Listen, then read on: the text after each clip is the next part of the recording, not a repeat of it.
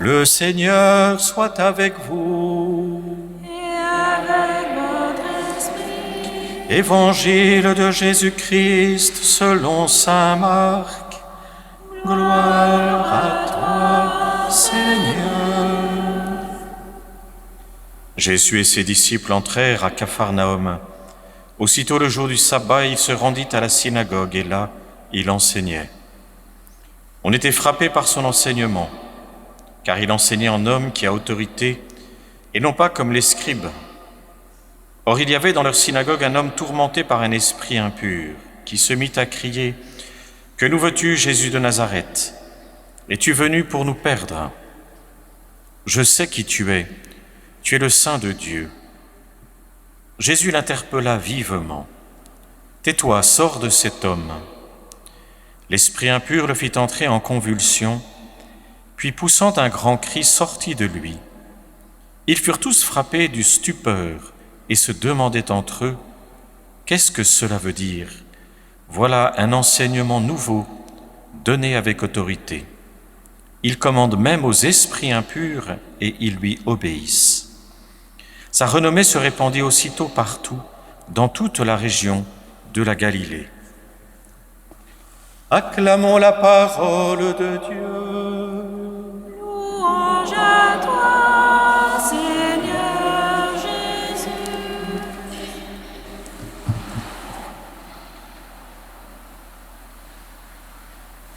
Peut-être vous souvenez-vous qu'au début de l'Évangile selon saint Jean, dans le témoignage que Jean le Baptiste va donner, il nous est dit que des prêtres et des lévites vinrent de Jérusalem pour lui poser des questions, savoir qui il était, de quelle autorité il venait, ce qu'il faisait. Et parmi l'une de ces questions, ils vont lui demander « Es-tu le prophète ?»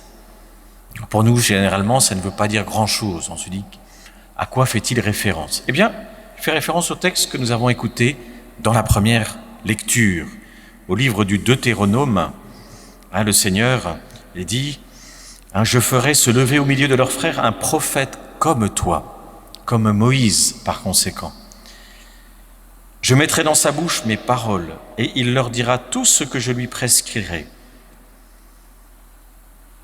Autrement dit, ce texte est un texte messianique, c'est un texte annonciateur.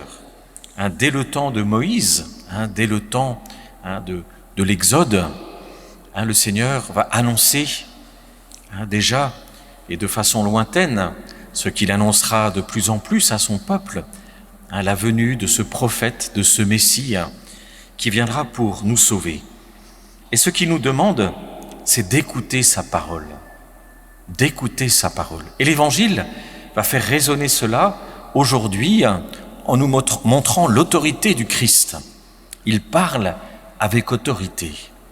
Et cette autorité est renforcée par le fait que le Christ va faire, dans le cas présent aujourd'hui, une délivrance. Il va rejeter l'esprit impur de cet homme, comme il fera des guérisons. Mais tout cela est en fait, tous les miracles que Jésus, très nombreux que Jésus a fait, sont là pour nous permettre de comprendre qu'il a autorité. Si quand il dit à l'esprit impur de partir et qu'il part, c'est quand il demande que quelqu'un recouvre la vue et qu'il la recouvre, c'est bien que sa parole est véridique, c'est bien que sa parole est authentique. Et donc, nous comme chrétiens, nous sommes invités aujourd'hui à nous mettre à l'école de sa parole, une fois de plus, car pour beaucoup d'entre vous, c'est déjà un labeur intérieur, c'est déjà une pratique, c'est déjà quelque chose que vous vivez. Mais finalement, on est invité à le refaire constamment parce que nous sommes en chemin. Parce que nous sommes en chemin et que nous avons besoin aussi d'approfondir, parfois de diversifier notre manière d'écouter la parole, d'entrer en contact avec la parole. Parfois, on peut, pendant un temps, se mettre à l'école d'une manière de faire particulière. Vous avez beaucoup d'écoles dans notre catholicisme. On peut le faire à l'école des jésuites, des carmes, des dominicains. Vous avez beaucoup de communautés qui proposent différentes façons d'entrer dans la parole. Beaucoup aussi de prédicateurs qui, à travers des applications, nous donne la possibilité, comme Evangelizo par exemple, d'avoir des méditations sur la parole. Et chacune d'entre elles est là pour nous aider à écouter, à écouter. Écouter le Seigneur qui nous parle. Chaque jour, pour chacun et chacune de nous, le Seigneur nous parle dans sa parole. Il parle aux croyants qui l'interrogent. Il parle aux croyants qui, pour ce jour, a besoin de nourriture. Car la parole nous est donnée comme la nourriture de chaque jour. On mange 2 à 3 fois par jour. Parfois, on prend un peu plus, 4 fois par jour, suivant la manière dont on répartit ses repas. Mais on a besoin. Et la nourriture est quotidienne. Aucun de nous jamais se pense « j'ai mangé hier, c'est pas la peine de le faire aujourd'hui ». Eh bien, il en est de même de la parole. On se nourrit de la parole de façon simple. On ne lui demande pas d'abord des lumières extraordinaires, mais c'est une nourriture. Elle nous rend forts, elle nous affirme, et puis elle nous questionne. Et c'est important aussi tout ce questionnement dans la parole, parce qu'il y a beaucoup de grâces que le Seigneur veut nous donner, et que parfois, pour les recevoir, il va travailler nos cœurs. Il va les travailler à travers des questions qu'il suscite en nous. Et donc, la parole est un des lieux dans lesquels notre questionnement peut se confronter, mûrir, s'approfondir. Et donc, il est important pour nous, ce chemin dans la parole, cette écoute de la parole. Le pape François, par beaucoup de ses exhortations, nous invite à nous laisser déloger par la parole. Parce qu'il est vrai que bien souvent, quand on regarde la manière dont elle nous interpelle, elle nous met devant des situations que nous ne savons pas résoudre humainement et qui sont une invitation à la confiance dans le Seigneur. L'évangile de ce samedi matin, de la messe du jour, c'était la tempête. Jésus dans la tempête qui va calmer, et on voit que ses apôtres ont peur. C'est bien normal. Quand si on transposait une tempête dans une petite barque de l'époque à une grosse tempête de nos temps, l'homme n'est pas fier quand les éléments se déchaînent. Et soudainement, le Christ va calmer la tempête d'un seul coup. Et il nous invite à aller plus loin que nos peurs, à lui faire confiance. Dans l'évangile d'aujourd'hui, ce qui peut nous déranger, c'est que finalement, cet homme qui est tourmenté par un esprit impur, il est dans l'assemblée. C'est-à-dire, il est dans notre assemblée dominicale. Là, il est dans l'église. C'est une façon de parler.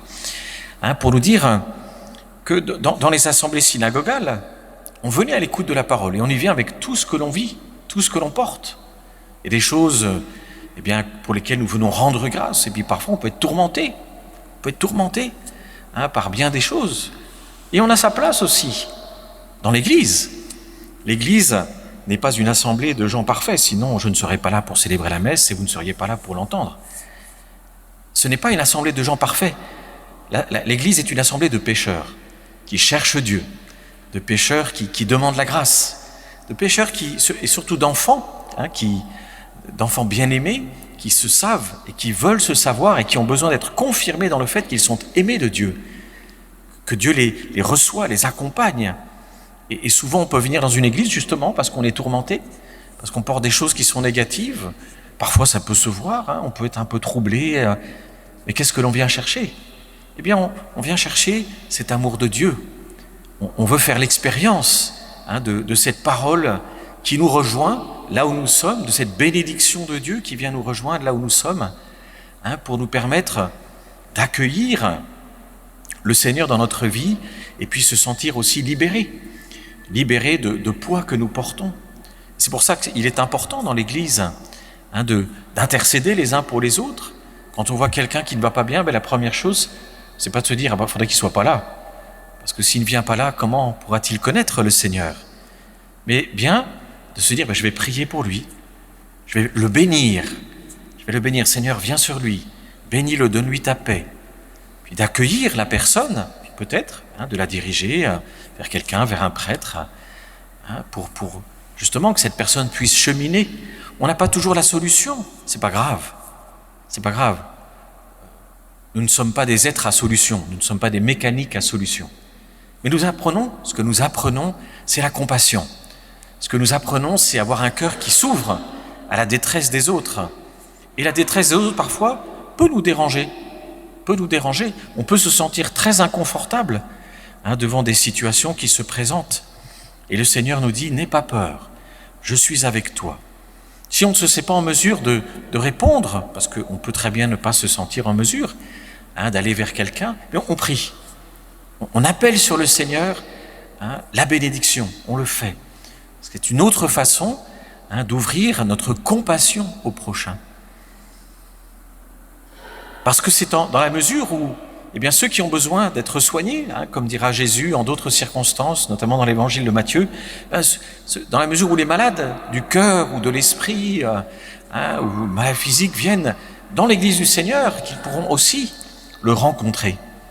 Et le pape François ne cesse de nous exhorter à faire de notre église une église qui s'ouvre, qui soit large, qu'il n'y ait pas d'entre-soi et que nous soyons ouverts. Alors c'est un défi dans lequel on se sent souvent démunis, mais c'est bien vrai.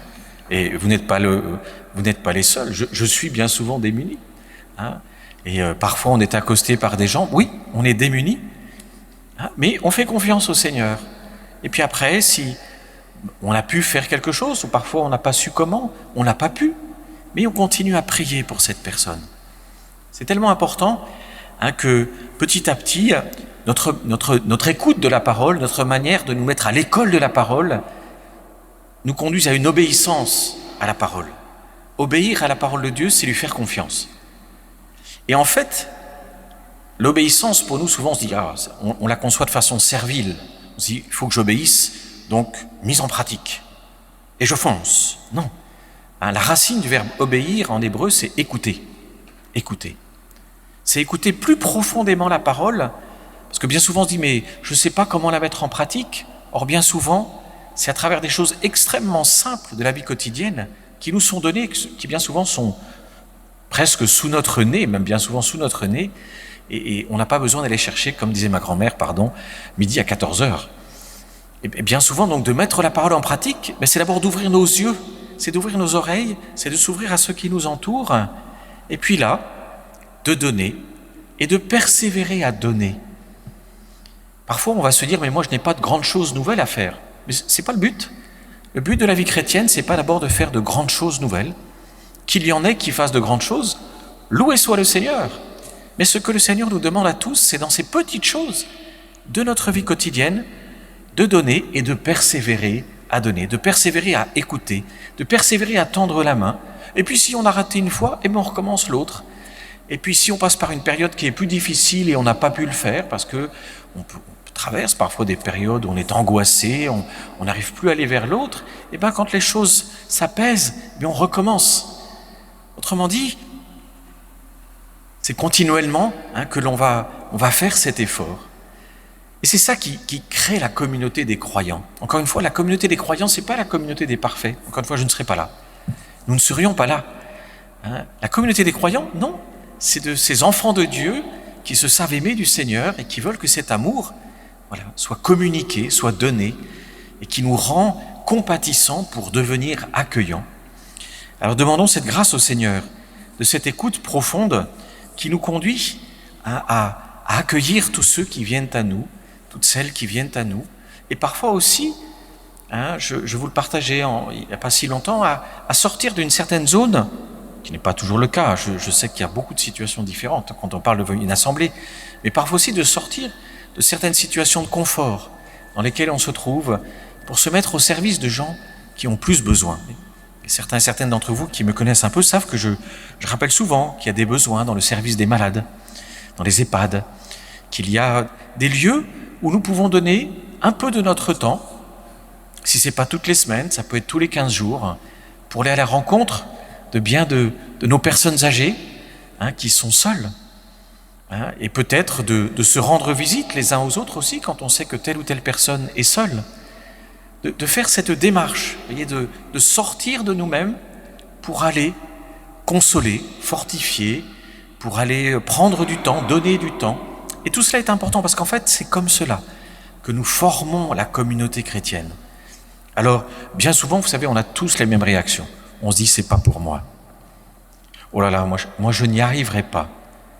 Et c'est ça la foi. La foi, c'est dire, oui, c'est vrai, Seigneur, je n'y arriverai pas.